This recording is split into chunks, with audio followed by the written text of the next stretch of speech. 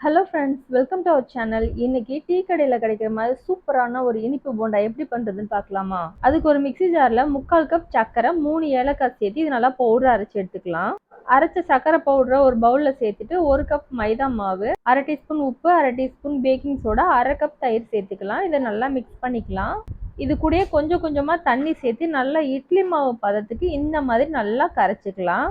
இதை அப்படியே கை வச்சு நல்லா ஒரு வாட்டி கலந்துட்டு இதை அப்படியே ஒரு மூடி போட்டு ஒரு 10 நிமிஷத்துக்கு மூடி வச்சிடலாம். 10 நிமிஷம் ஊறிடுச்சு. இப்போ நம்ம ஓப்பன் பண்ணி பார்க்கலாம். இது கொஞ்சமாக தண்ணி கையில் தொட்டுட்டு இந்த மாதிரி எடுத்து போட்டிங்கன்னா நல்லா விழுற கண்டிஷனில் இருக்கணும். நான் ஏற்கனவே எண்ணெய் நல்லா சூடு பண்ணி வச்சுருக்கேன். மிதமான சூட்டில் வச்சுட்டு இந்த மாதிரி நம்ம கொஞ்சம் கொஞ்சமாக எடுத்து சின்ன சின்ன உருண்டைகளாக எண்ணெயில் போட்டுடலாம். இது சின்ன உருண்டையில் போட்டாலே பார்த்தீங்கன்னா நல்லா உப்பி பெருசாக வரும். பார்த்தீங்கன்னாலே உங்களுக்கு தெரியும்.